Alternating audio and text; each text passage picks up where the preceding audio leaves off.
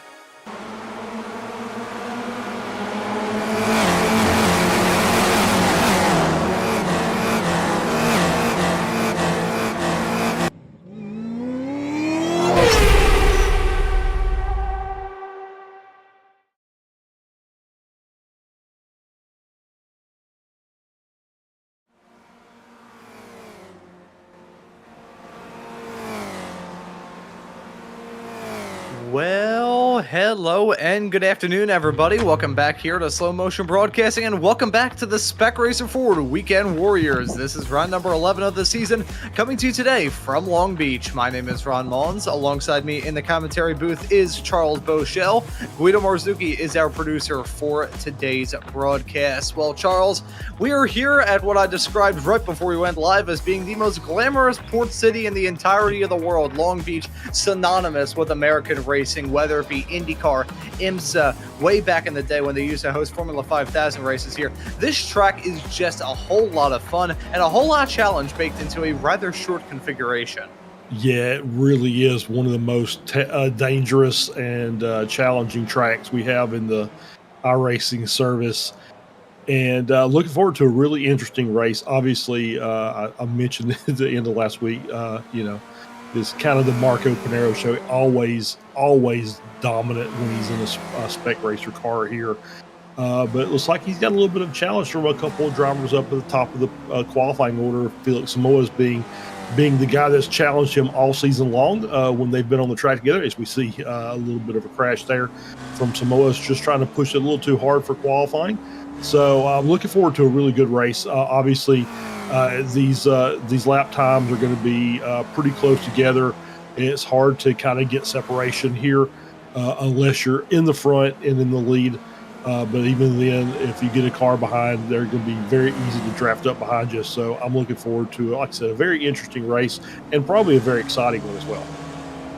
Yeah, and hopefully that moment there for Samoa's heading off into turn number 1 will not be an omen for the race that lies ahead, as per usual, 40-minute long race that we expect here for week number 11 of this season. Considering that we are getting to the end of this championship, maybe high time that we take a look at the championship point standings as we head off into this round of the championship. We start off with Spec 1, where as of recent, it's really turned into the Marco Panero show. The Italian behind the wheel of that number 16 car, now holding on to 904 points as his tally right now. It is a 105-point gap to himself, and Felix Samoa is slotted down in P2. Samoa is currently holding on to 797 points as it stands presently. Kane Lasky is in third. Our SMB colleague slotted in third at 755 points, with Jason Green and Josh Justice rounding out your top 5 a little bit farther back in suit. We take a look at Spec 2 now, where as much as it has been a little bit more up in the air compared to the Spec 2 classes in the other Weekend Warriors series that we broadcast here on SMB, been a bit more of the Dirk Braun show as of recent, the sponsor of today's broadcast as well. So very fitting that he enters this second to last round of the championship with 595 points as his tally, holding on to a quite comfortable margin between himself and our very own Mr. Joshua Wilkie, slotted in P2. Matt Thompson, Petrus and Rocha, and Andrew Love rounding out your top 5 in the Spec 2 category. We're going to take a quick on gander at Masters now, where it's a 110-point gap between Antonio Reese and Tom Gradwell. Antonio, he has been the janitor up to this point here in this season, running some very good races. Tom Gradwell looked like he was going to challenge him in the earlier stages, but things not really materializing too much for the driver of the 909. Brad Cathcart, another Australian in the 905 machine, slotted in third.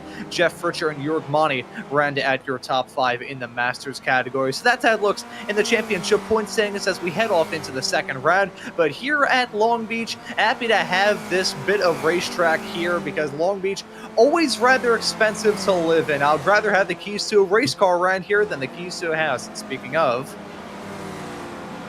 all right, keys to the race today with that brilliant segue by Ron Maunz.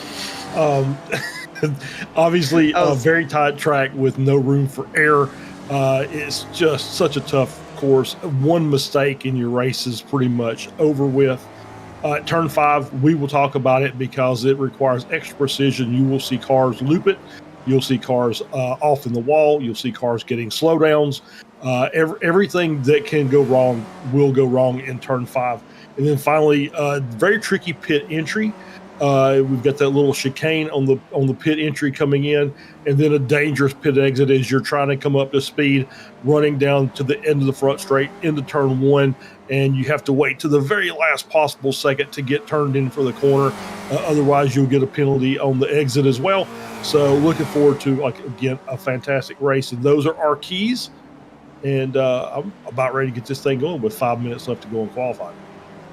Yeah, 5 minutes left to go here in this 20-minute long qualifying session. Not the same length as we had last time out, and I gotta say, we are truly getting to the point where I'm scraping the bottom of the barrel to do those transitions into talking about the keys. I think I'll have to put up a compilation YouTube video here on this channel to talk about some of the humdingers I've had up to this point this season. But let's do an onboard lap with Dirk Braun in the 525 car as he jumps up to P5. Perfect time to ride on board with him right behind the coattails of Antonio Reese. This massively long, disproportionately long start-finish straightaway got to lead us into the best overtaking opportunity of the lap of turn number 1.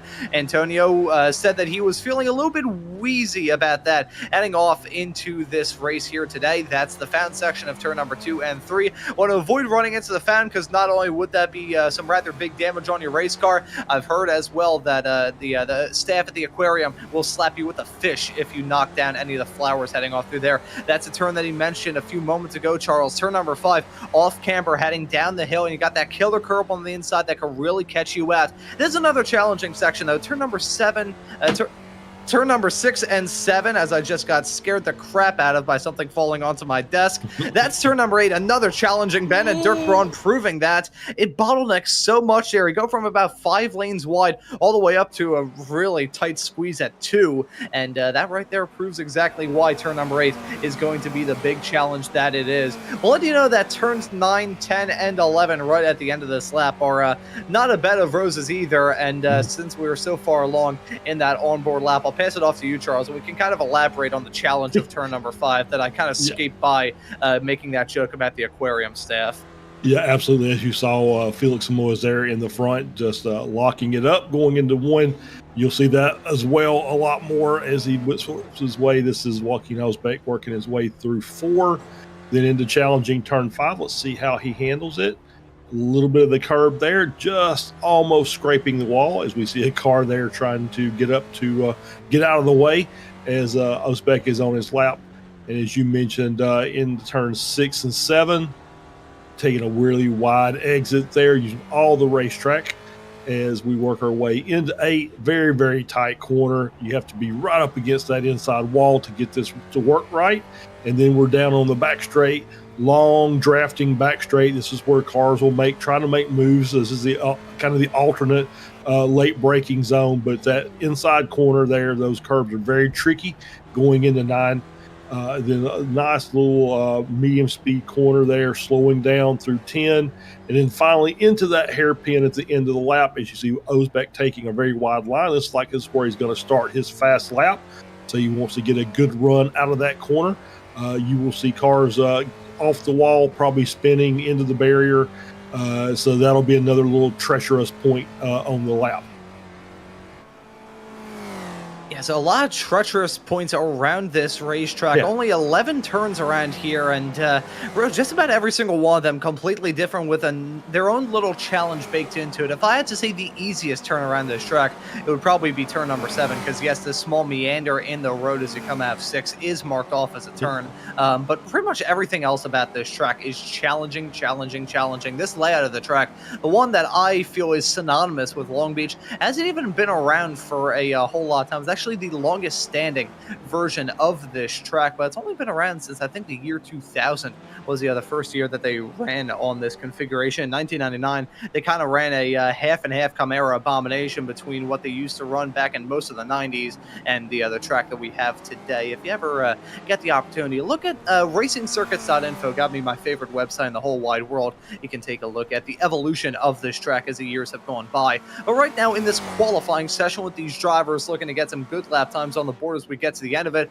Marco Panero and Kane Lasky making up your front row. They're both in the pits though, so I feel like they're probably very confident in the lap times they have already set. Dirk Braun, your top qualifier in the Spec 2 category, as Tom Gradwell, not your top qualifier in Masters. That's Antonio Reese Wolveronio, slotted in P8 as it stands right now. As looking at some drivers trying to set some good lap times, that's Brad Cathcart, a little bit low at the moment, P21, and across the line with a little bit of time left, so we will be able to get another lap time on the board as Samoas jumps his way up into P2 in front of Lasky, but not able to jump in front of Marco Panero. So that is going to be, actually, he does have one more lap allotted to him, but Samoas may need to pull something out on that final lap to try and make it work, as Antonio going to come across the line. Let's see if there's an improvement from your Masters pole sitter. Currently qualified in P8. He does not improve on his time. Still holds on to that spot with the checkered flag now out in qualifying. We're in crunch time. Yeah, in crunch time as we're done, and I think this is going to be obviously Jason taking the checkered, so this is his last lap to see if there's any improvement. 131.4 is a little bit off, just a little bit off, a tenth off of his fast lap, so no improvement for him. As we see Paul Jackson coming across the line as well, and nothing there. So we got Pleva and the 26 car of Schramm as they're finishing theirs. Pleva moving up one position into P5, so good run from Alish. As we see Scott Russell coming around, as well as Jason Perry. It's always good when you can tell the drivers by the livery. Brad Cathcart in that Southern Cross Aussie car. Good morning to Brad as he comes across there. Is he going to move up? It does not appear so. So it looks like that no real jumpers here as we on board with Josh Wilkie coming around for his coming around into the final corner. See if I see all three yellow sectors, so I don't think there's going to be any improvement. Doesn't look like there's anybody else that's going to make an improvement here. So it looks like we're just about done with qualifying. As qualifying overtime is wrapping up. We'll have our starting grid here in just a minute. 33 cars going to be on the grid for today. And I'm going to give a shout out to somebody we haven't talked about, Michelle Lynn, in the field today. She's normally overrunning in the Formula Vs, but decided she was going to try and come to run the Spec Racers at probably the toughest track she could absolutely think about driving. So good luck to Michelle. Yeah, nice to see her out there on the racetrack here today. Did pretty all right in the Formula Vs yesterday. Walked away with the Spec 2 win. And here at this slightly less chaotic, but still probably chaotic race at Long Beach, expecting some fire. And nice to see her out here on the racetrack as we're just about wrapped up here with qualifying. Only a handful of cars out there on the racetrack. We're now into overtime. So we're in the overtime for the overtime for the overtime for the overtime right now. 22 minutes and 25 seconds into this 20-minute long qualifying session. Now we can talk about this race that lies ahead, and to get it all up and rolling, let's take a look at today's starting grid for this 11th round of this incredibly enticing and exciting season. It's got to be Marco Pinero starting this race from the pole position, a 1-minute 30.3. He's going to start alongside Felix Samoas running at your front row. Kane Lasky will start in third alongside Nathaniel Schramm in fourth. It'll be Elias Pleva starting in fifth alongside Dirk Braun, your Spec 2 pole sitter, starting in sixth. Jason Green will start this race in P7 alongside Antonio Reese, with Josh Wilkie and Scott Russell completing your top 10. Yeah, and starting in P11 is going to be Matt Thompson. Outside of row 6 is going to be Joaquin Osbeck. Tom Gradwell starting in 13th. Jason Perry starts in 14th. P15 will be Chris Montgomery. Ben Rycroft starting in P16. All Masters row in row 9. Adam Bradshaw in 17th. Kurt Nunez in 18th. Kevin Adrian starts in 19th. Chris Thorpe starting in 20th. Finishing up the grid, Brad Cathcart starts in 21st. Dan Wood starts in 22nd. Alexander Gorson starting in 23rd. Michelle Lynn starting in 24th. Peterson Rocha starting in 25th. Kane Halliburton starting in P26. Jeff Jacobson starting in 27th. Paul Jackson starts in P28. Russ Telker starts in P29. Maurizio Naselli starting in 30th. Andrea Favini 31st. Eric Luke 32nd. Joshua Flores starting in 33rd. Naselli, Favini, Luke Flores did not set a qualifying time. And I gotta say, you do see this a decent amount here in the Spec Race for these racers trying to do back-to-front challenges. I feel like if there's any racetrack where I would say don't do that, it's Long Beach. I would say, yeah. I would say bad idea. This is not the track you want to try and make your way through a field because there's just not really a lot of room. We talked about the passing zones. That's basically it. To run down into turn 1, you might can make a dive into the fountain section, but that's generally going to work very, very poorly. And then that run down the backstretch into turn 9, and that's really it. I mean, it's you can get some good drafts on those straightaways and try and get moves done before you get to the corners, but everywhere else is just it's too much risk for the reward, I think, in my opinion.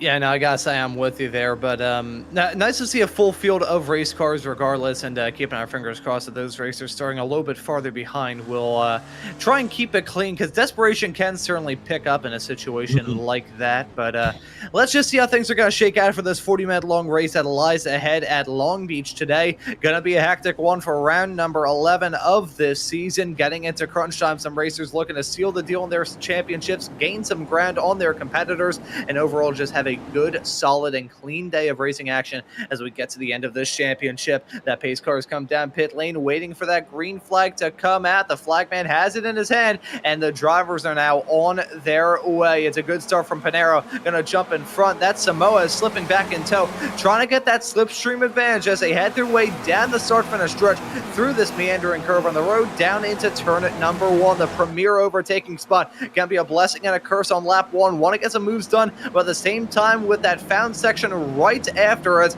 you can really find yourself in a world of trouble if you're side-by-side through there, but these racers risking it, going side-by-side, even 3 wide, a little bit farther in the back. $5 Monopoly currency. Someone gets bumped out of the way as they head their way into the found section. Looking at it right behind. Everybody keeps it clean, and that right there is now me being $5 Monopoly currency poorer.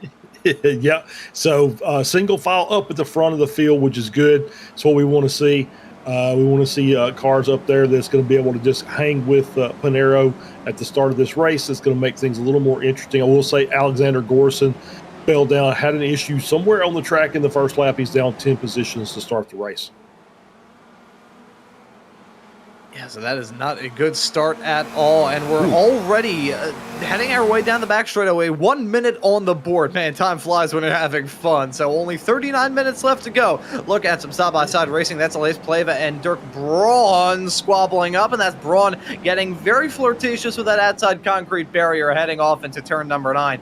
If there's any barrier around this racetrack today, Charles, that is going to be hungry for these drivers' incident points and their cars, I feel like the outside wall of turn number 9 would probably be it. Yeah, absolutely. And I will just make a quick correction as we get a battle there between the 240 and the 215. That's Lynn and Jacobson going through the hairpin section. Flores, Luke, and Gorson did not take the start of the race, so they're out already. Looks like Gorson disconnected just before the start after he set his qualifying time. Oh, Green's off.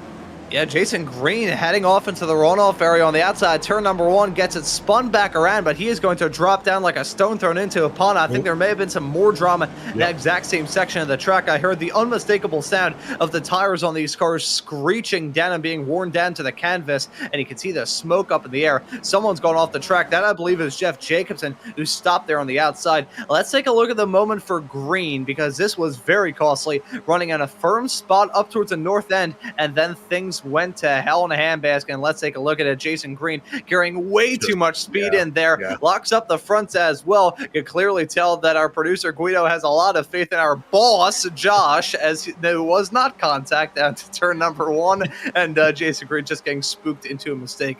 As let's take a look at a moment involving Petrus and Rocha in the 349. Yeah, coming down into turn 1 as well. It looks like he is going to loop it. Oh, into the tire barrier. Oh. And so far, the 215 car behind spin. Michelle Lynn spins to try and avoid the incident. Doesn't look like she got any damage to the car, but also see that Naselli is also out, has a meatball flag. Jacobson is in the pits as well. So more damage amongst the other cars, as we'll probably get a better view here from Michelle.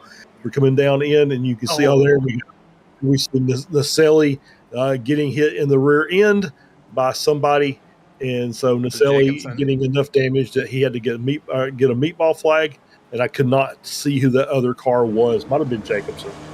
Yeah, it was Jeff Jacobson there. He's out of the race along with Maurizio Naselli. So the fiberglass horn being used heading down into turn number 1. Fiberglass horn, probably the least threatening term that has ever been used in the history of motorsports, both in sim and in real life. But that's a whole lot of drama going on there. And I got to say, Russ Telker squeaking through. Daniel Wood had a Code Brown moment in his own regard, having to squeeze past all of those drivers, spun off.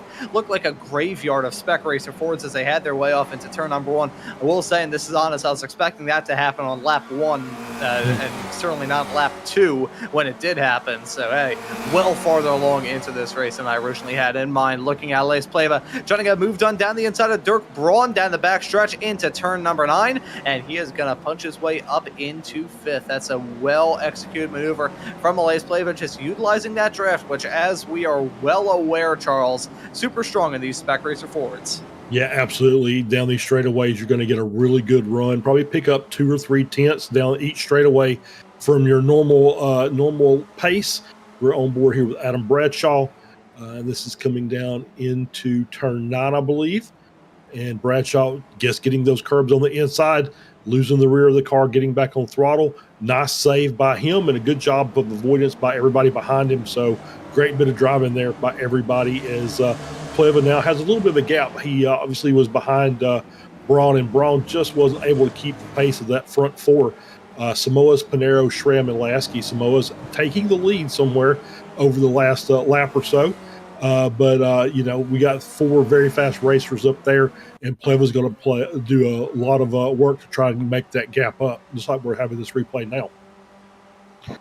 And let's see, this swaparoo between Samoas and Panero was, we're just going to elaborate there as, you could see nearly resulting in contact. There's Nathaniel Schramm, the other newcomer behind the wheel of the number 26 car, tried to slip through. He's still slotted in third as it stands presently. Was going to elaborate on that moment that we saw involving Adam Bradshaw as he's now duking it out with Daniel Wood in that battle for 21st as he's nearly going to spin on corner exit with Wood a little bit slow as they come out of turn number 8 onto the backstretch.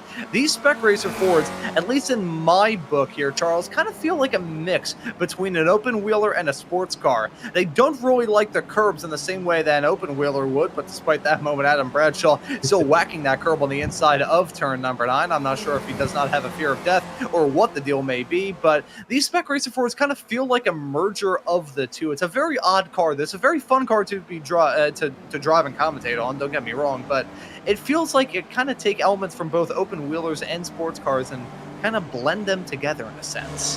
Yeah, it is very much a mix. Obviously, open cockpit car, but drives a lot more like a GT, more body roll, a lot more of a weight transfer that you have to manage to get the cars around the corners, and then a little bit of understeer as well as you're trying to get these cars up to speed. Obviously, these don't have the low-profile tires that the brand new GT's cars have. More of an old school NASCAR thick sidewall that you'll see on these cars. But obviously, these guys that run them week in and week out obviously have know what they're doing. I've always said that the ones who drive both these and the Formula 4s that we'll see during our Sunday shows are probably some of the best drivers you're going to see, because those cars are just almost exact opposites in how they drive. Yeah, two very different. I could best describe the FF 1600 car, the Formula 4 that you can see in the FF Weekend Warriors.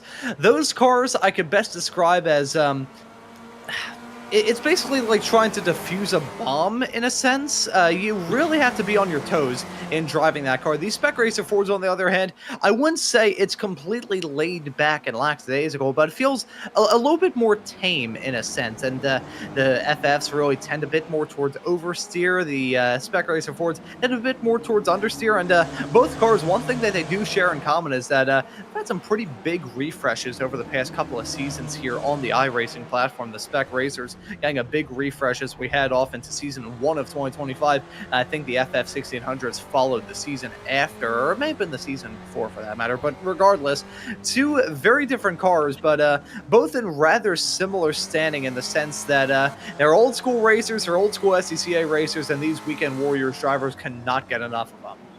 Yeah, absolutely. You're exactly right, and we do see, we mentioned Josh Justice, who's not here, I don't think, this week, but obviously there's a few of our racers that run these Weekend Warriors races that actually drive this car in real life. So obviously, great tool for prepping for an event when you can just jump in the sim and you don't waste any fuel to get some practice or end up bending your fiberglass. So a great tool for getting there and getting some laps in, getting a feel for the track before you actually get out and take it on for real. Yeah, it is a very cool thing that we've got here in iRacing with these cars. It's also cool to see Josh Justice running these. A very good racer in the Formula Vs here on iRacing and has some experience driving them in real life. But the Spec Racer Ford is where he calls home. I believe he's actually racing a Spec Racer Ford this weekend, unless my sources are wrong. This is going to be something that definitely gets me a lot of shtick from many people, both on the comment section of this stream and probably in my Discord messages after this. Whenever I think of big SCCA events at the end of August and the beginning of September, I think of the SCCA Solo Nationals, and I'm just definitely biased there because I was from the autocross side of things. As holy cow, that's Antonio Rees ping-ponging between the outside wall of turn 5 and the side of Josh Wilkie's car. Yeah, that was obviously losing a position there to Wilkie, who's up in 7th position. Antonio struggling a little bit. We saw that a little bit in his qualifying as we were on board with Ozbek.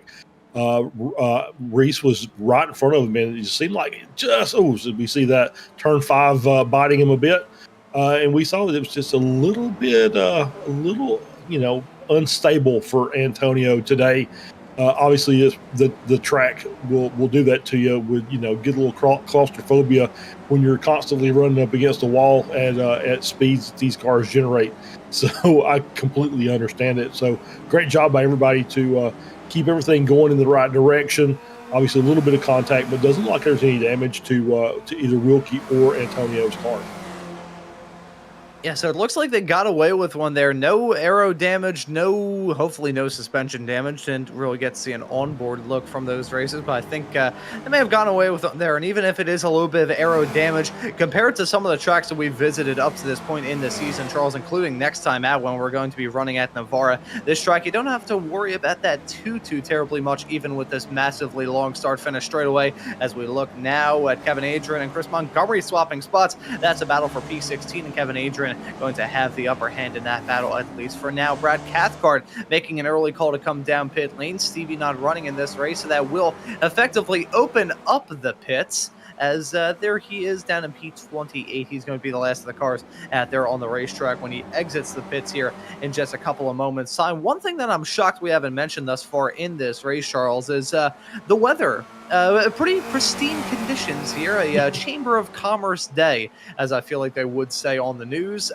Track temperatures, though, currently at 116 degrees Fahrenheit, which is, I guess, in scientific terms, slightly toasty. Yeah, a little warm for the track temp, but that'll make the cars a little bit tougher to handle through a corner, but maybe balances out a little bit. I don't know. We'll see. But so far, everybody's handled it well. Haven't really seen any major issues. We're on board here with Kurt Nunez. We'll see a little damage to the front of his car. Bradshaw right behind him. Jason Green starting to work his way back up through the field. He's back up to P22. Obviously, with that brake lockup going down into 1, he is going to have a tough road to hoe there, as Antonio Reese is now in the pit, so taking that early stop as well, getting out of the main group, and going to get him try him a little undercut. Worked for him pretty well in the Formula Ford race. He's going to try it again as well here, and as well as Favini is also in the pits.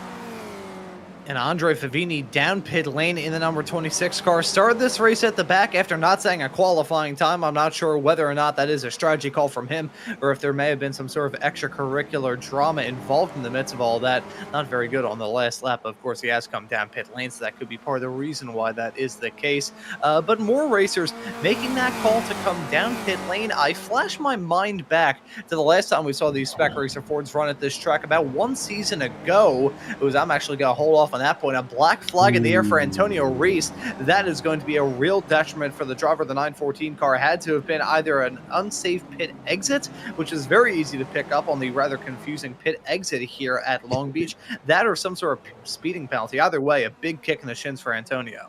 Let's see. It looks like he's doing a pretty good job of keeping it at speed, and I think that's okay there.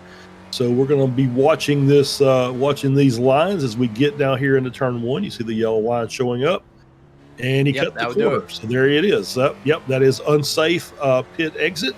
So that'll be a drive through or stop and hold for some amount of time. As you see him, that is one of the difficult things about running here at Long Beach is it's not really necessarily the most. The easiest line to spot as you're coming out of the pits, and once again, you're basically watching. Spin there between Bradshaw and Nunez. Wow, that was very, very odd how that occurred. We're about to get a replay on that and see what that was. But that just like he got pit maneuvered there going in. Maybe he broke a little bit earlier than Bradshaw thought he was going to, but obviously he's either run. And I think he just kind of ran him out of room. Obviously, you can't cross that yellow line from the racing line, or that's a penalty or slow down as well. So Bradshaw basically kind of pinning Nunez, and he had nowhere to go. Yeah, that was a bizarre moment for those two heading down the start finish straightaway. The pit exit here, that line can be a detriment in more ways than one. We just saw both ends of it. Antonio cutting that line. It's so tricky trying to psych it out because, as you said, Charles, there's so many lines going in so many different directions in that Right. part of the track.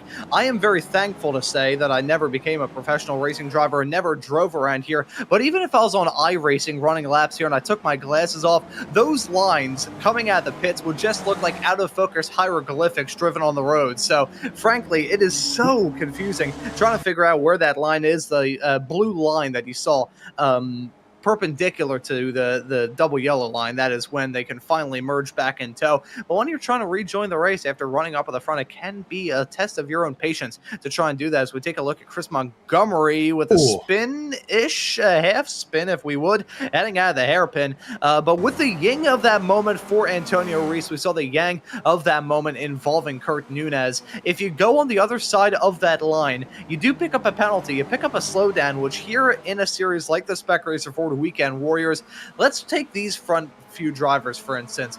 If you gave Felix Samoas even a half a second slowdown, chances are he would drop down to fourth and really lose out on a lot of momentum. So you can't really lift in a section of that track, and you can't really go over that line. Otherwise, you're going to pick up a penalty. Yeah, and likewise, if you get it going down into turn one, it's really hard to bleed that time off without causing some disruptions from the cars behind, because obviously sometimes they'll be able to tell it, sometimes they won't. And so if you have to slow down coming out of turn one into the fountain section, you may check up and end up being hit in the rear just from the cars not really seeing what's going on. As we got Rocha coming out of the pits right in front of the leaders. This is going to be a little difficult. Whoa. And we got Ben Rycroft with a meatball flag, so we'll have to see if we can find out what happened there. So now Roach is going to get out of the way. Very nicely done by Peterson, letting these four guys get out of there, and he can continue on his way and let these guys continue to fight as you see them just nose to tail going down into turn 6.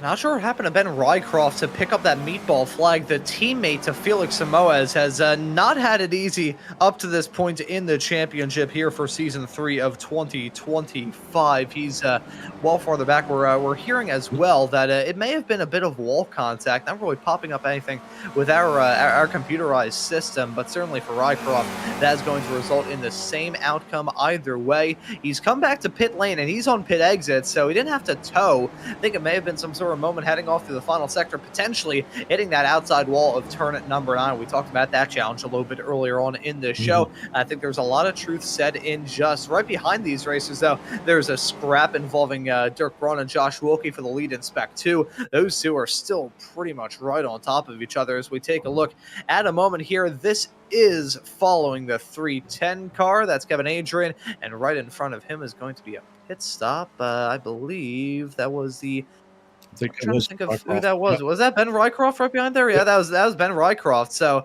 not sure exactly what the deal was there. I think our system may have screwed with us there ever so slightly, as that's certainly some damage on Kurt Nunez's car. Yeah, and you see Nunez getting out of the way as the leaders go by. Very, very nicely done by Kurt, as he's just obviously coming through, getting his pit stop done, getting back out on the track. As we see the 735 coming out of the pits, or coming into the pits. He's coming into the pits now. Oh, okay. So I saw a little bit of damage on the center line on the left side. So that to me looks like maybe contact with tire barrier, maybe turn 8. Yeah. So, yep. So that's kind of what that looks like. Maybe just a little bit there. So, yeah. We're going to get another one. I think he may have had a bit of extra drama. So we're saying another replay. And let's see what we got here. So working his way down into turn 9. Wide entry line, does not make the corner, and then right into the wall, just locks the brakes up and drives it straight into the tire barrier there through into turn 9. So yeah, tough day for Rycroft as he's back in the pits again. Yeah, so Rycroft's day really going from bad to worse, picking up his second meatball flag.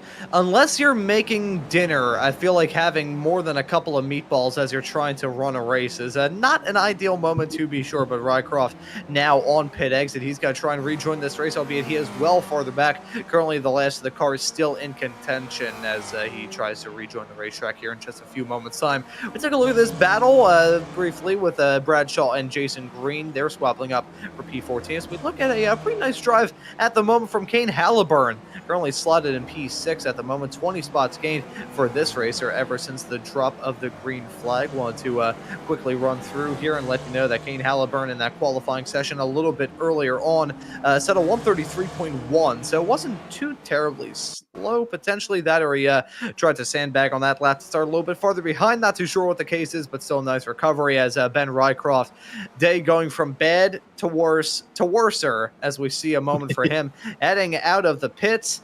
And survey says, does he already have some damage on the front end of that car? Yeah, he does. So I guess he ran out of fast repair the first time, and so this time was just enough time in the pits to get the meatball flag cleared and back out onto the track, and just a little slow coming out of the pits there into turn one, as we see we're on board there with Jason Green up to P14. So Jason's making a good recovery drive, trying to get back up into the top 10 as we've got more cars that have been up coming into the pits.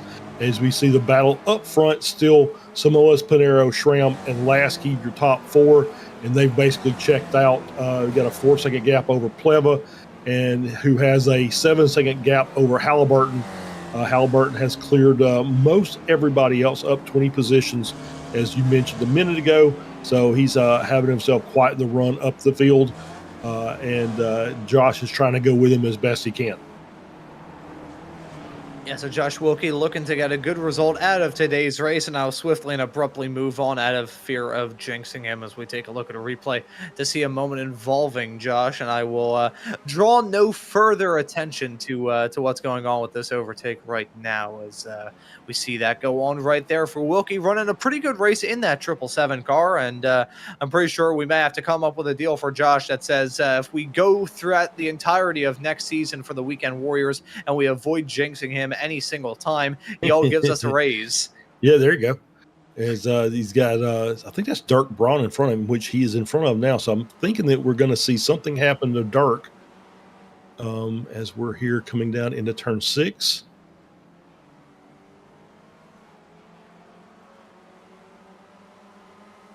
See Josh staying defensive there going into 8.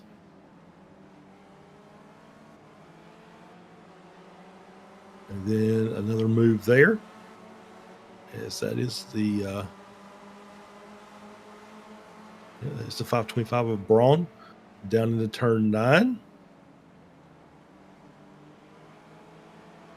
And there's a pretty good gap between them now, so there's something that's going to happen here. We'll just wait for it. As we're heading down into the hairpin now. We're going to get a little spin from Braun coming out of the hairpin. Yeah, there's got to be some sort of extra drama with him, because I'm looking through at his last lap. He was only about 0.4 of a second off of Wilkie. This is live laps right now, so it's had to have been a couple of laps ago for Dirk Braun. I'll do a little bit of investigative journalism in my own regard, as my iRacing currently having a panic attack trying to load the replay. So I will break away from the other here feed it is. Here it is. That's what happened. There we go. Halliburton on the inside there going into 1. And was a little bit of overlap there, but obviously contact there probably not necessary, as Braun was in a pretty serious battle with the competitor for the Spec 2 lead, and Halliburton basically forcing the issue, working his way through. Yeah, that's a shame, though. Unfortunate moment, though, for Dirk Braun. He's still running all right in this race, but will certainly have to keep his nose to the grindstone as we now get to the final 15 and a half minutes left to go in this race, and we serenaded in with a side-by-side battling involving Marco Panero and Samoas down into turn number 1, and there's Panero jumping his way up to the front. Samoas now slotted back behind Nathaniel Schramm, slotted in P3, with Kane Lasky running at this top 4 pack that have really been in their own race ever since the drop of the green flag. I can't really remember remember a single time where they've been running with anybody else, as Joachim Osbeck, a falling anvil, has come down on him as he's now dropped out of this race in the 110 car. I think there may have been a moment just in the past few moments as I saw him running, then I saw his name on our graphics drop down to the spot he's in right now, and he has now decided to call it a day. So Osbeck may have had a series of events for him as we take a look at this. Peterson Rocha had his own drama in the 349 cars. We take a look at him heading his way down the start-finish stretch off into turn number 1. Survey says it may have been a tap of the outside wall, carrying a bit too much speed in, and he decides to take the high road. Yeah, there's two ways you can go about that in case you overshoot it. You can use a runoff area, which no shame and all that, or you can end up in the wall, and there is a lot of shame in that. As we take a look at a moment involving Russ Telker, I think that's Joachim Osbeck on the inside of him, as, oh boy, that could have ended in tears. Telker going to have to go back into the runoff area. That's a problem with the pit exit. Yet again, we saw that moment with Bradshaw and Nunez a little bit earlier on, but I think some cosmic debt may have come down to Joachim Osbeck as we see him heading his way off into turn number 8 right about now, and bang, into the outside wall he's going to go. And you can see immediately that rear left suspension damage going to take him out. Yep, that's pretty much it. That was a very hard hit. Those tire barriers don't really give. It's basically just an extension of the concrete wall, and will just destroy your car. And yeah, so he's working his way around. This is Rocha. Same thing. Oh, and then noses in. So that's going to be Peterson probably out as well, as we now have Green and Adrian in the pits for their pit stop, as heating up here with almost 27 minutes gone in the race, 13 minutes to go. So everybody will be coming in within the next probably 5 minutes or so to get their stop done. So getting into crunch time for the strategy, as well as look at Nathaniel Schramm and Samoas duking it out into turn number 9. And that'll be Schramm jumping his way up another spot. Now 2 spots gained since the drop of the green flag for him. Well done. And well done as well to Russ Telker, currently slotted in P16, just made up a couple of spots with some racers coming down pit lane around him. 13 spots gained ever since the drop of the green flag as Pinero makes that call to come down pit lane from the race lead. Yep, Pinero in. It's going to give the lead to Schramm, with Samoa's just behind. Lasky hanging in there as well, as these guys have basically separated themselves from the rest of the field. So they need to be running hot laps out there. No need to be swapping positions. Samoa's gets through, and it would do well for Schramm and Lasky to just stay behind in line and try and use the draft, the group, to your advantage, and make all 3 of your cars go a little faster than a single car would, as Pinero is now on his way out with a 10.9 stoppage time in the pits.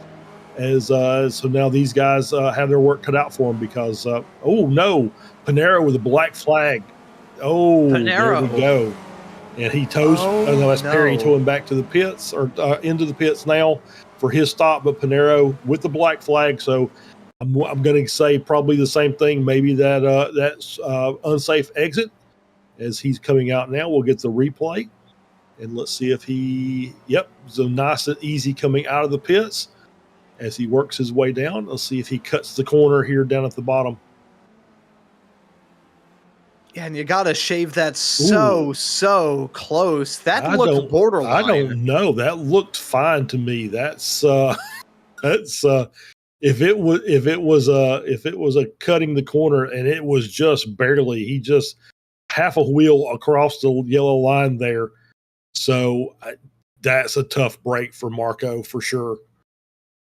Yeah, I think he hit that with a mosquito's leg. That was so close. Let's take a look at it with the left-hand side of his car. I think if he hit that line, he just barely clipped it. As you can see him on the brakes, heading down to the turn, trying to shave as much distance off he can to try and make this work. And yeah, I think that small little clip there, it may have been a couple of inches over that double yellow line, but it is just enough for him to pick up a black flag. I will say it can be a little bit sensitive with that, but never mind that moment, as here we go. The top 3 have made that call to come down pit lane. Samoas, Schramm, and Lasky going to cycle out as your podium runners. Scott Russell and Tom Gradwell, they have stayed out for one more lap. Here is Scott Russell, your race leader in the Garden State Racing Team car.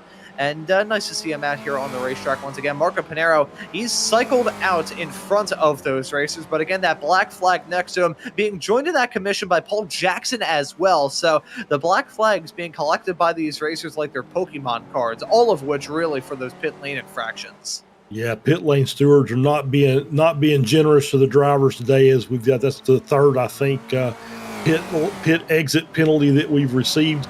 And you did see Pinero recapturing the virtual lead here, but he's going to have to give that up, unfortunately, and come down pit lane one more time, and that's going to put him very far down the order, probably outside the top 10, I think, before it's all said and done. So tough break for Marco, because obviously I've talked about him, just how good he is, not just in the Spec Racer, but in particularly at this track.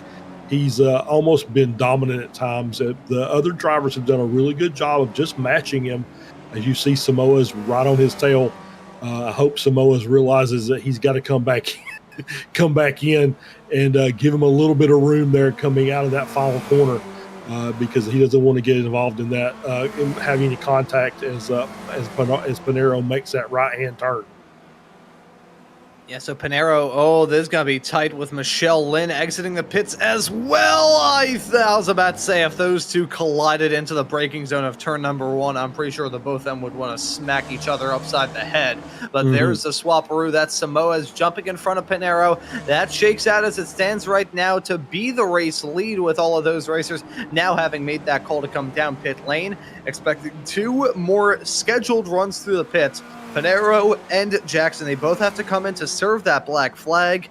And as you said a couple of moments ago, Charles, I got to wonder, does Pinero know that he's picked up that black flag? If he holds out on this for too long, pretty sure he's going to walk away from this race with a DQ, and that could very well allow that gap to himself and Samoa's to close up a decent amount in that Spec 1 championship. Certainly not going to be a win here today for Marco Pinero, unless that black flag miraculously gets cleared, which there's nobody here that would clear that black flag since it is an iRacing issued one. But either way, Pinero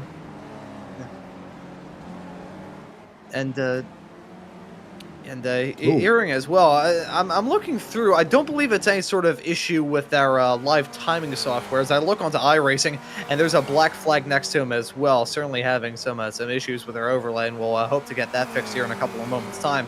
But just wanted to appease any worries that it is still a black flag for Marco Pinero and Paul Jackson. They'll have to come in for that stop as we try and get that technical gremlin slightly squared away here. A couple of cans of WD-40 can do wonders with some iRacing graphics. But right now, Marco Pinero holds this spot. He doesn't have the opportunity to win this race, but he can decide how it goes. Yeah, absolutely.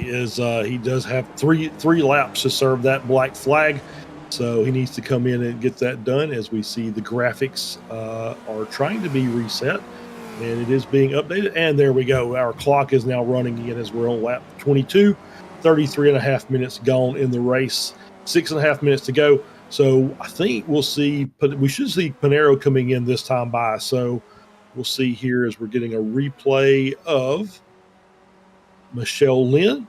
And then there's a car behind her. Maybe, I'm not sure who that is. Maybe Paul Jackson. I'm not sure. Pleva behind. Okay. So this is Pleva trying to work his way around, and Michelle with the outside wide line. And just a little too much speed, carries it in, takes the back of the car into the tire barrier, just trying to basically get out of the way and just carrying a little bit too much, but maintain her pace. We've seen that a bunch before as we're on board here with Cathcart, locking it up, going in the corner and into the wall, that tire barrier doing its damage. If you don't believe that tire wall is dangerous, just ask the Cadillac GTP team. They'll be happy to tell you from what we saw with the IMSA race there a couple of seasons ago. And we're on board here with Samoa's. Pinero still there. So I think this is the last lap he can come in to serve the black flag, or it's going to be a disqualification, and you'll see him disappear in short order as he's removed from the race. And it should be noted as well, Paul Jackson just now coming in to serve that black flag with a meatball in the air for Brad Cathcart, slotted down in 21st. I think I remember that incident that you're referring to there, Charles. I remember Ricky Taylor battling for a win in an IMSA race here a couple of years ago at a moment down to turn number 1. And I will say this, and this is honest, as someone who adores watching sports car racing, that moment from a personal level offended me with Ricky Taylor and the move that he tried to go there. I was like, why? What did you gain by doing such a thing? I could probably have my whole... He licked the stamp, sent the mail, and it was returned to sender, unfortunately. Yeah, it was, but it just goes to show that even the pros can make a mistake going into turn 1 at Long Beach. Yeah, turn 1 around this track has claimed many a piece of bodywork off of cars over the years as Pinero stays out for another lap. And with that taken care of, I think he may potentially... Will that be the DQ? That may be the DQ for him. He comes across the line, and yeah, DQ in the air. Marco Pinero going to disappear in a couple of seconds' time, and that is going to be a real kick in the shins for him. Thankfully for his sake. Oh, no! They both go into the wall! That was Samoas and Marco Pinero following in suit. Pinero, it doesn't matter. He's going to get disappeared off the track here in just a couple of seconds' time, but that is a huge moment from Felix Samoas. I'm going to keep my eyes open to see whether or not there's a meatball flag in the air for him. None yet, but Samoa certainly has some major damage on the side of that car. Lasky has a meatball. I saw Cathcart around as well from that double drive into the turn 1 tire barrier. So, yeah, we'll have to get a replay of this because we saw Cathcart. They're working their way around a lapped car. Saw Cathcart coming out of the pits, and you see him on the right-hand side, and you see Samoa's just both cars taking it into that barrier. Samoa's hit the tire barrier. Pinero hits the wall. And then the carnage behind it, I think Lasky and Cathcart got involved in that as well. You see the damage there on Cathcart's car. So I'm going to guess that as he was coming around there, we'll see a better view here as he's coming out of the pits, working his way down the front stretch in pit exit lane, making that turn, tried to get everybody clear. And he makes contact with Schramm and Lasky. Lasky picking up a meatball. So both cars that were up there battling for podium positions taking on damage. Yeah, everybody in the top 4 having their own unique bit of drama down into the corner. That's going to be a big kick in the shins for Kane Lasky as he'll have to come down pit lane to repair the damage on that car. He's still slotted in P3, but losing out on a boatload of time as a result of all that. If he does lose out in that spot, it will give it to Aleix Pleva, slotted in 4th as it stands right now. Nathaniel Schramm having his own moment right behind. Both of these cars are wounded, but as it stands right now, a second and a half separates the two of them. So I got to wonder whether or not Schramm will have enough time to really, A, reel in Samoas, and B, get a move put on him. I think Lasky, as long as the car is drivable, I think he can finish the race with the meatball flag. I don't think they're going to be able to do 3 more laps. We've only got 2 minutes left to go in the race, so he should be okay. I think we may get, it's going to be really close to the white flag this time, but I think it's going to be, I don't know, we'll have to check and see, but it's going to be pretty close. It's maybe white flag this time, and if so, Lasky can finish. He's just got to hold off Pleva to hang on to that P3. Yeah, and one more lap of racing action here, and we apologize for the technical issues that we are undergoing at the present moment, but we will let you know that Felix Samoa is about to start that white flag lap in just a couple of seconds' time. There he is, heading his way down that start-finish straightaway. The white flag going to be in the air for Felix Samoa as one more lap of racing action for him. Nathaniel Schramm slotted in P2. Aleix Pleva, as it stands currently, just got that move put on Kane Lasky. He runs at your overall podium as it stands right now, as Lasky actually going to drop down even more. I believe he's made the call to come down pit lane to Lasky. Really going to be disappointed with how things shook out for him here as he tries to serve that meatball with one more lap of racing action left to go. I want to touch on our other classes. Josh Wilkie on track for a win in Spec 2 as we follow him heading his way down the start-finish stretch off into turn number 1 right about now. He's slotted in P6 overall. Pretty good race for him up to this point in time. And all the drama in the Masters category where frankly, it has been about as hard to pin down as pinning the tail on the donkey. Tom Gradwell holds on to that lead right now, currently slotted in lucky number P13, and if he can hold on to it, that would be a very good result indeed. But here's Felix Samoas, your race leader. Not going to be enough to really rebound in the championship, but it's redemption day if he could just hang on as he heads his way down the back straightaway, off into turn number 8 for the last time in this race. He just was. That's turn number 9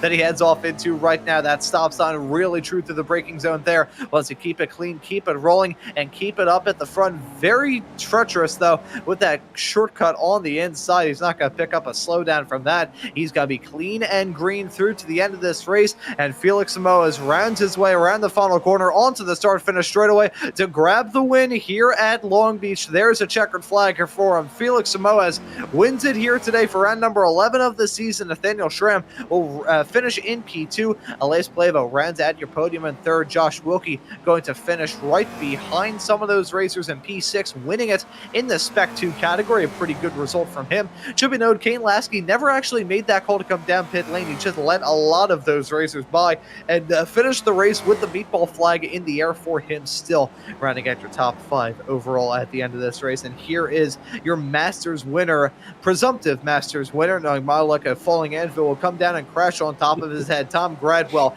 in the 909 machine. He was on track to do well in the championship. He still certainly is, but that championship may be a little bit out of reach for him as he heads his way onto that start-finish straightaway to grab the win here at Long Beach. But Charles, we usually expect drama at this track. We certainly got it, but everybody, it seemed, had their own struggles today.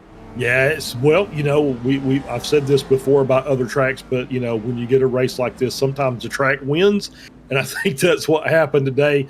Obviously, lots and lots of drama with cars just battling the track itself, getting meatballs and getting damage, and then obviously the pit exit penalties costing Panero a chance at a victory, costing Antonio Reese a chance at a Masters class victory.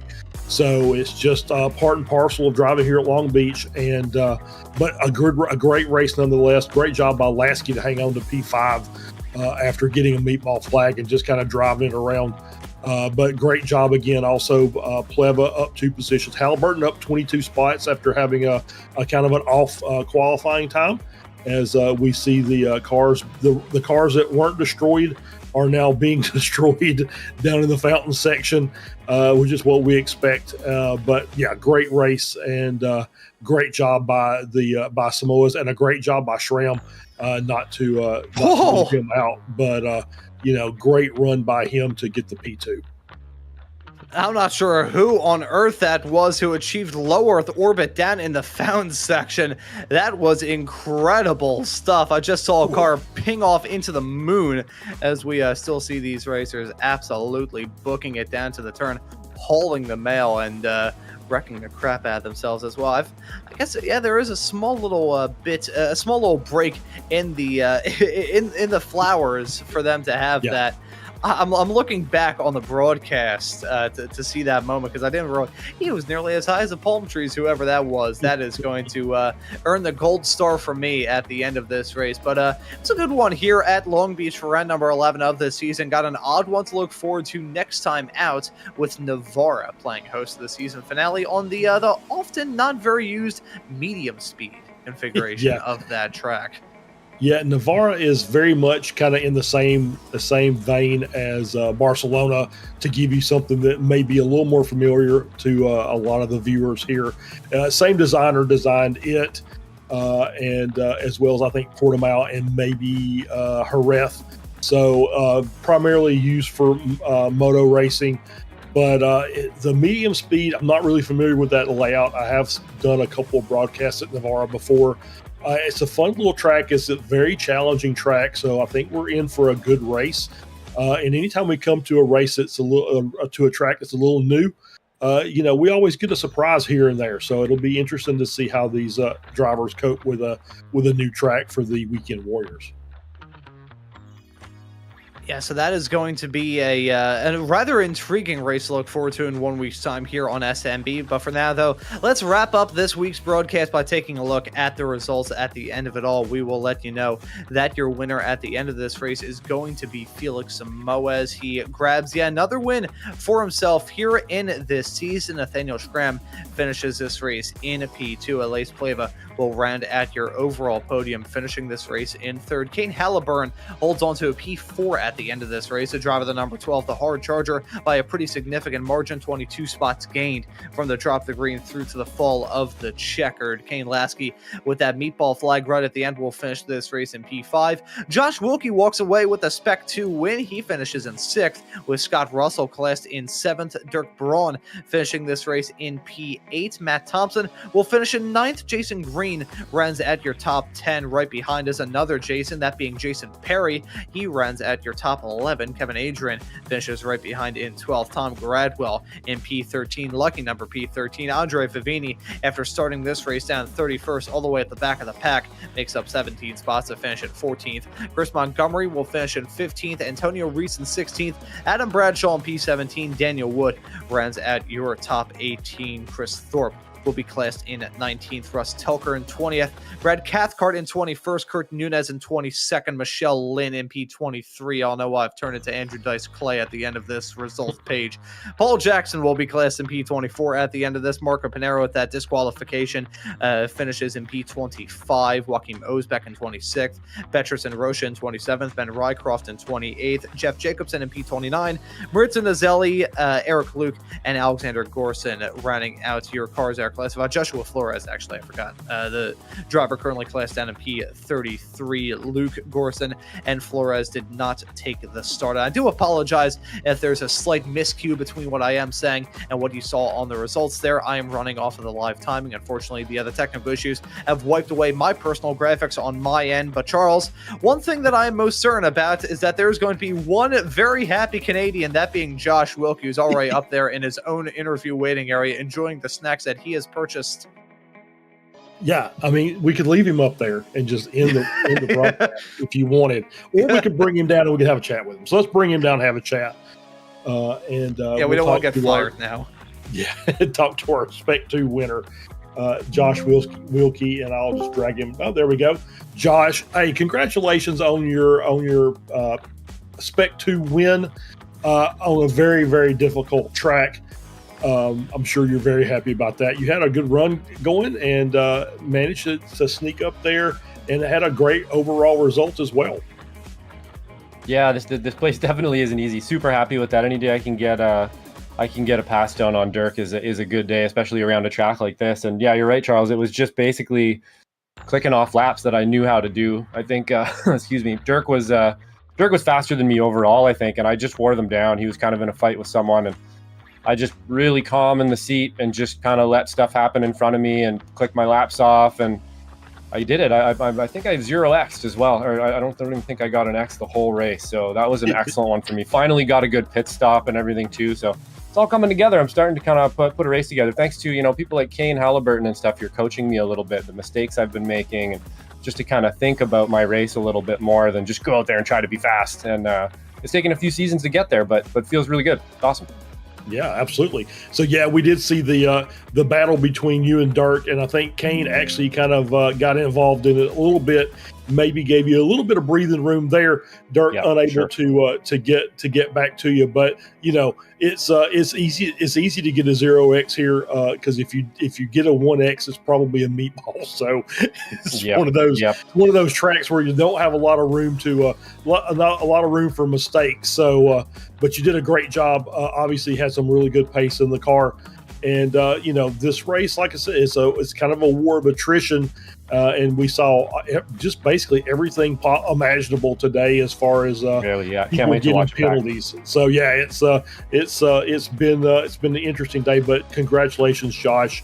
And we'll let you give any thanks or shout outs because I know that's, obviously you don't get a lot of chance to be on the mic because you're too busy pushing buttons and driving race cars.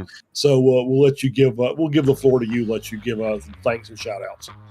Yeah, thanks a lot, Charles. Definitely. I think I got probably 15 0Xs out there today. So when you're ripping around Long Beach and you're getting 0Xs, you're pushing it. You got a good lap going. And I saw everybody around me too. And you're right, Kane. Kane definitely helped me out a bit there. I was able to draft and he kind of helped me out. I think Dirk had the overall pace on me today. I just kind of wore things down, got a bit lucky. But thanks to you guys, of course.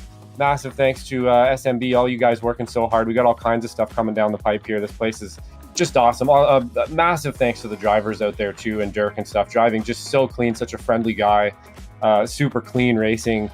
That's what you need out here. You need good competitors to have fun racing, and that's what we have here with the Weekend Warriors. And I can't forget, obviously, it's my anniversary, so huge shout out to my beautiful wife who lets me do this stuff, and she's just amazing, makes a house a home, and I love her so much. And thank you so much, Curly, and thanks to you guys too. Bye-bye. All right, Josh, thank you, and happy anniversary to you and the bride. We'll say it as well because she's the one that actually sends our checks out. So we'll that's right. Yeah, congratulations. She takes care of all the funds there. So yeah, exactly. And make sure you keep her happy. No, she loves doing it, and she's a little, she's a part of SMB here and stuff too. So big thanks to her for helping out. She just does it for nothing because she's awesome and she loves me. So it's pretty cool. Awesome. All right, Josh, congratulations, and we'll see you next week at Navarro. Awesome. Looking forward to it, guys. Great show. Bye. And that right there was Joshua Wilkie. That end to the interview probably got to get clipped it too short. That was absolutely fantastic. And we'll wish the Wilkies a happy anniversary as well. But, we have some more drivers up there in the interview area. And I think I'll have a chat with our winner at the end of it all. Felix Samoa is joining us here in the broadcast booth. Felix, welcome in. That was a wild race here at Long Beach. Happy to talk us through it. Yeah, I mean, really, really tough race because the track was really hot, very slippery. We were just talking about that. It's very hard to hit the marks and do lap after lap consistently. Before the pit stop, because I was pushing, so I was coasting a bit to try to save some fuel, so that the disadvantage to be in front was not that big. And it was just that, so just try not to make many mistakes. They always happen because it's really, as I said, very, very slippery. It's very easy to go a bit too fast, too wide, and hit the walls. Luckily, I stayed out of that. And then, so after the pits, Marco came in front of me. And then I was surprised because I was expecting him to defend, but he didn't. He let me go by. I don't know either. At the time I thought he had maybe underfueled and wanted to save a bit of fuel behind me. And then that happened because I was carrying way too much speed after having the tow from Russell, and I braked too late, went too fast into the first corner, hit the tire barrier. Either Marco also went too fast than he should, or because he saw me hit, he braked and he went into the wall. And then I don't know. I don't understand. So I see in the broadcast that he got disqualified. I don't understand why. What happened after that? So after that, my car had damage. The steering wheel was a bit bent. I had damage on the side. I was probably a bit down on speed, but the balance of the car was okay. So I managed to keep my distance to Nathan. Yeah, man, ended up winning the race. It was a tough one. It was fun also. Yeah, certainly a scrappy one from all of you racers out there on the track, really having to run the track at the absolute limit and run your cars at the limit as well. Just want to give you a little bit of clarity and let you know that Marco Pinero actually had a pit exit violation penalty that he never came in to serve. So around about the same time as that contact, he picked up the DQ. But yeah, that was a pretty wild moment in Walls. Overall, probably a very stressful afternoon behind the wheel. Had that race at Oschersleben earlier on for the FFs, and he had this one here today. Both rather short tracks with not a lot of time to really take a breath. What race of the two would you say was probably the more stressful one from your perspective? For me, the Formula 4 is always a bit harder than the Spec race. I'm much more comfortable in this car. That said, as I said before, the grip conditions on this track were really poor. So it was, I really had to be very, very focused not to do any mistake. I mean, everyone was, because we drive in like a group of 10 or 15 people in Discord, at some point we were all quiet, so no one was saying anything. So everybody was really focused, because you have to. It's a hard track. I really love it. I normally do very well here. It's a hard track, and the grip was bad, so you really had to keep focused, not hit any wall, not go a bit too fast. So yeah, maybe this one was a bit harder because of that. But I gotta say, I do not envy your position, having been behind the wheel of those two races. I much prefer the other cool and cozy broadcast booth, because I'm not worried about running out there so quickly all the time. But Felix, we got one more race left to go this season, running at Novara on the not very often used medium speed layout of that track. What are your thoughts heading to that race next time out? I don't know. Let's see. I probably already raced the spec. I think we already raced the spec races there. Not on this layout. Let's see. I like the track, so that I have this.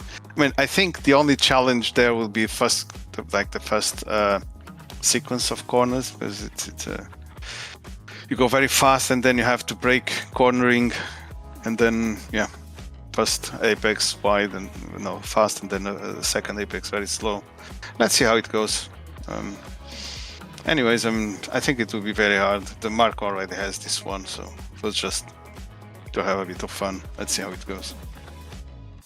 Yeah, have some fun there at the track. You bring up a good point about the opening series of corners. I always describe it as like the opening series of corners at Portimao if it approached the event horizon of a black hole. That's the way that I like to touch on it. But Felix, well, I'd like to give thanks or shout outs before we'd like to go and celebrate this win here today. As usual, everybody that participates in these races makes this a fun event. The organizer, the guys that keep the league going, and everything is making sure everything works out smoothly. You guys in the commentary booth, and our sponsor that pays for the broadcast, which makes this all even more fun. Yep, and of course, we'd like to thank Dirk Braun, the sponsor of today's broadcast, for making it all possible. But Felix, thank you for joining us here in the booth. Well done on the win, and looking forward to there at Novara next time out. Yeah, looking forward. No. That right there was Felix Samoas. I think we have time for one more interview. Charles, got two good options up there in the form of Kane Lasky and Nathaniel Schramm. I'll let you have your pick. Well, we've talked with Kane before. This is the first time we've got a chance to talk with Nathaniel Schramm. So let's bring him in and have a quick conversation. Nathaniel, congratulations on a P2. Very dramatic race today. How did you find the conditions out there? The track was definitely warmer than the officials during the week, but it was able to adjust and see what Felix and Marco were doing, and picked up a couple things through the corners from them, and worked out well for me. Yeah, so that's always a good thing when you can race with some fast guys and see where you might be deficient a little bit, and you made it work to your favor. I mean, you were up front essentially the entire race, and took advantage of the disqualification for Panero, and survived a late race incident there, coming out through turn one to end up with P2. Yeah, definitely. I mean, I was very gutted for Kane, because we could have had a really good last couple of laps there, because he ended up getting the meatball and his car looked pretty destroyed in my mirror. Yeah, I thought I was clear from on the corner there, but I think it was just like the last bit of the rear quarter caught, and that was all it was. All right, so next week we'll be going to Novara to the medium layout. So have you had a chance to run that track at all, and what are your thoughts? Have not run it in this car, so definitely going to be a learning experience. Going to be putting in a lot of official races and see what I can learn from that, and hopefully round out the last race of this season. I'm a newcomer, so just try to make a good impression on everybody, and end the season off well. Yeah, so since you are a newcomer, how are you enjoying the league? Obviously, it's a little different than the official series. Oh, it's fantastic. These guys, everybody races so respectfully, and so close. This car, it's so driver focused, but there's also the setup aspect that really, some of the guys can really take advantage of that and figure out what works for them in this car. And I'm slowly getting there. So yeah, looking forward to more races. Awesome, Nathaniel. Congratulations again on your P2.